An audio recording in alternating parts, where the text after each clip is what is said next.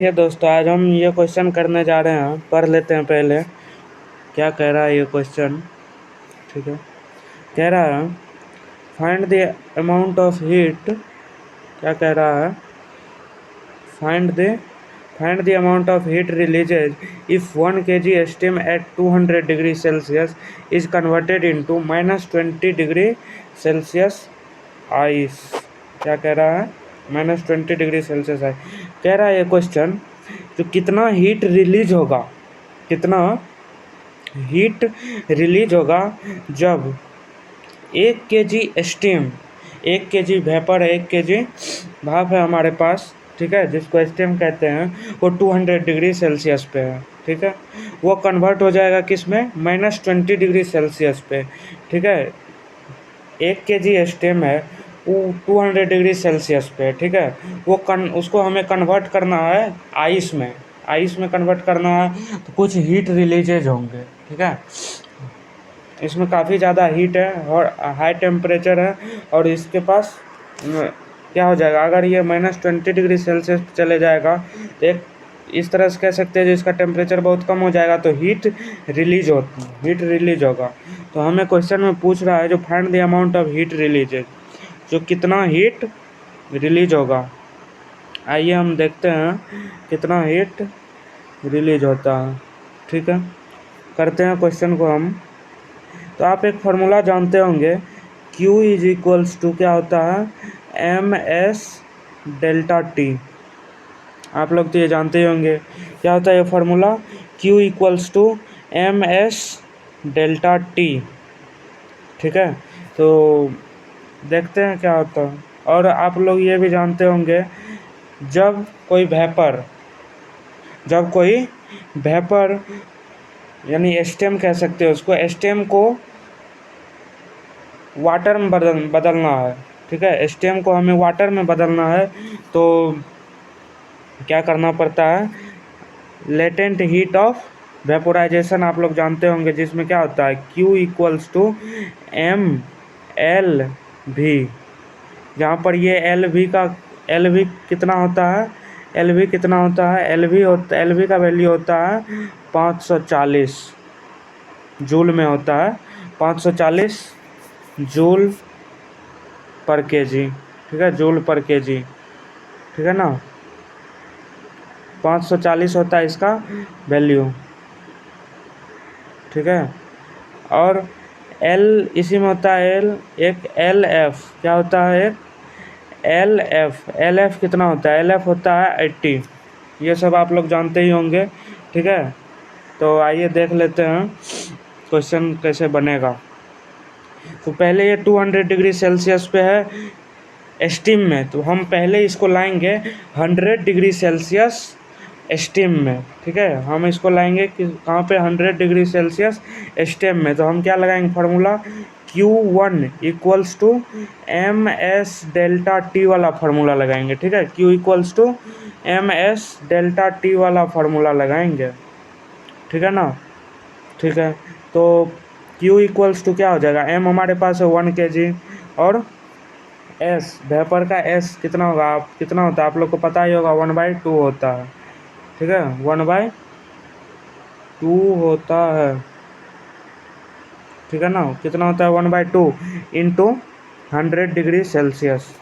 कितना? 200 पे है अभी, इसका टेम्परेचर कितना कम करेंगे? 100 कम करेंगे, कितना हो जाएगा? ये 50 हो जाएगा। यानी कि 50 जूल एनर्जी हमें मिलेगा। कब? जब ये 100 डिग्री सेल्सियस वेपर आ जाएगा। 200 पे है ना अभी, 200 से 100 पे आ जाएगा। ठीक है, हमें 50 जूल एनर्जी मिला। अब देखिए ये Q1 हो गया। अब लिखेंगे Q2 कैसे निकलेगा? Q2 निकलेगा, अब यहाँ क्या होगा? अब यहाँ पे फेज चेंज होगा, तो हम MLF वाला फार्मूला लगा देंगे। सॉरी,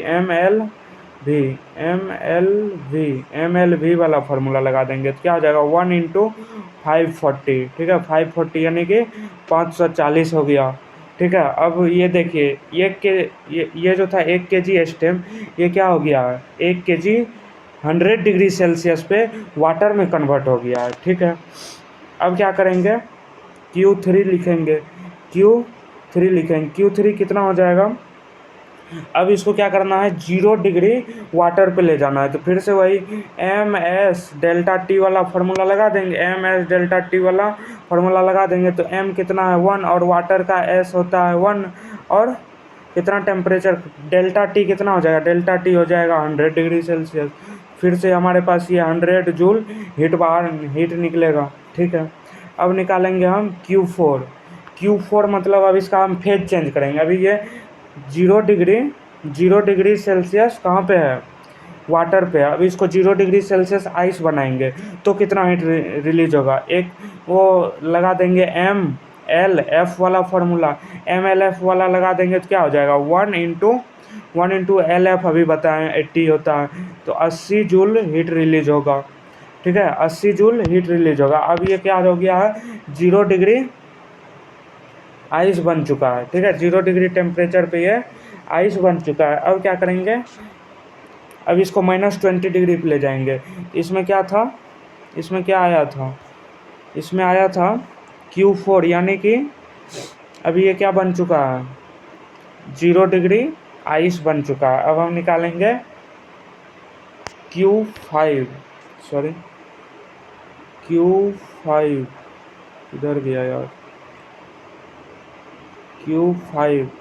Q5 अब हम निकालेंगे, ठीक है, क्या निकालेंगे Q5 देखिए क्या हो जाएगा, Q5 हो जाएगा। फिर से हम वही फार्मूला यूज कर देंगे अपना पुराना वाला M S delta T formula use करके। अब देखिए निकाल लेते हैं कि किधर गया, हाँ इधर है। तो क्या हो जाएगा, m हो गया 1 इंटू एस कितना होता है, आइस के लिए s होता है, s यानी स्पेसिफिक हीट ऑफ कैपेसिटी आप लोग जानते होंगे, 1/2 होता है, इंटू टेम्परेचर कितना चेंज करेंगे 20 डिग्री सेल्सियस, ठीक है। ये कितना हो जाएगा 10 जूल हीट रिलीज होगा, ठीक है, 10 जूल हीट रिलीज हो गया। अब क्या करना है हमें टोटल हीट रिलीज कितना होगा ये पूछा था हमसे। देखिए क्वेश्चन क्या पूछा था, find amount of heat releases, कितना हीट रिलीज होगा, हम सबको क्या कर देंगे अब ऐड कर देंगे, कितना कितना आया है हीट रिलीज पहले लिख लेते हैं, हीट रिलीज तो टोटल हीट रिलीजेज RELEAS समझ जाइएगा आप लोग, टोटल हीट रिलीज, ठीक है, कितना हो जाएगा ये टोटल हीट रिलीज। हम जो है सो देखिए ऐड कर लेते हैं सबको, 50 + 540 + 100, 50 + 540 + 100 प्लस और कितना था 100 हो गया, उसके बाद 80 और 10, 80 और 10 प्लस 80 + 10। आइए अब इसको जोड़ लेते हैं, इसको जोड़ेंगे तो कितना हो जाएगा 540 + 50 640 80 720 50 770 10 780 जूल हीट रिलीज होगा इसमें, ठीक है। यही हमसे क्वेश्चन पूछा था, डेट्स योर आंसर, यही हो जाएगा आपका आंसर। धन्यवाद, आज के लिए बस इतना ही।